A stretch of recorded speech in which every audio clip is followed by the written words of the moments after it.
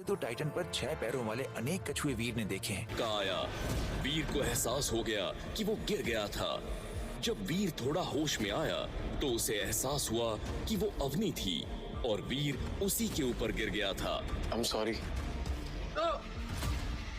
कि तुम कभी भी सीधी नहीं हो सकती। पहले मुझे लगा था तुमने गलती से वार किया, तुमने गलत थी।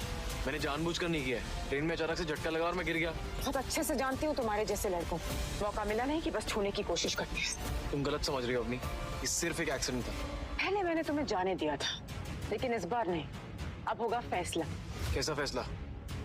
क्या चाहती हो तुम? ज्यादा कुछ नहीं, बस आज से 4 दिन बाद हम दोनों लड़ाई करेंगे। अगर तुमने मुझे हरा दिया तो मैं तुम्हें माफ कर दूंगी और कभी कुछ नहीं कहूंगी, लेकिन अगर मैं जीत गई तो तुम्हें वो करना होगा जो मैं कहूंगी। देखो अवनी, अब मैं किसी से भी लड़ाई नहीं करना चाहता। मैंने तुमसे पूछा नहीं है, बल्कि बताया है कि आज से 4 दिन बाद हम दोनों लड़ाई करेंगे। पूरी तरह से तैयार होकर आना, क्योंकि इस बार मैं कोई रहम नहीं करूंगी।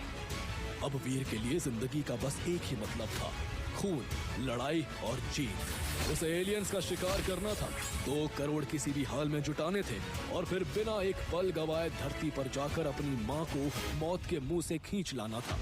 वीर ये बोल ही रहा होता है कि उसे आश्रम की ओर से गड़बड़ी मची सुनाई देती है। वीर आश्रम की तरफ भागता है। अरे भागो भागो, सीक्रेट ब्लड लेवल का एक बड़ा ही खतरनाक एलियंस घुस आया है। उसने आश्रम के काफी सारे इंसानों को मार डाला है।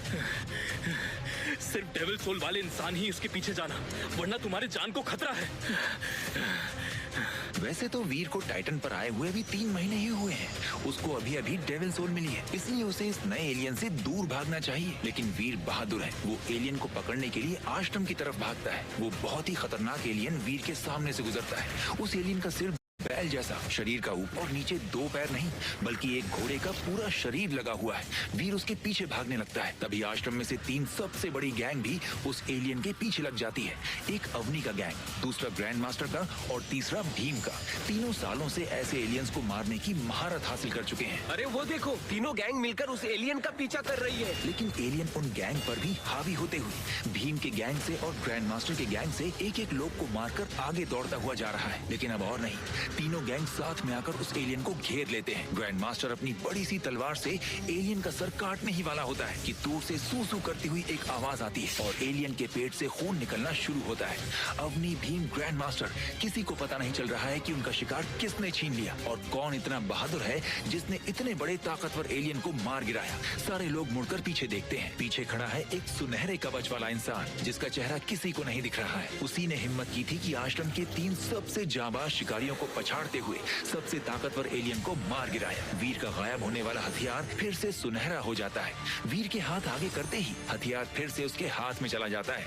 तब जाके सबको समझ आता है कि इसी अदृश्य हथियार से वीर ने एलियन को मारा है।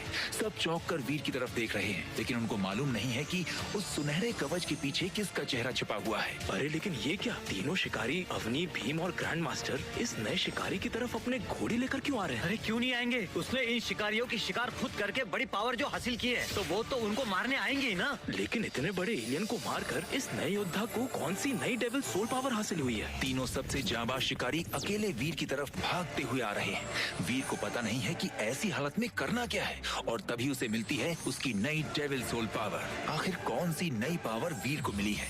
क्या उस पावर से वीर 3 शिकारियों का सामना कर पाएगा? क्या वीर के काले क्रिस्टल का राज जय और पूरे आश्रम को पता चलेगा?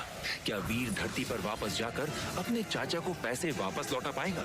जानने के लिए आपको डाउनलोड करना होगा पॉकेट FM ऐप और सुननी होगी वीर की अगली कहानी अपने नए शो में जिसका नाम है शूरवीर।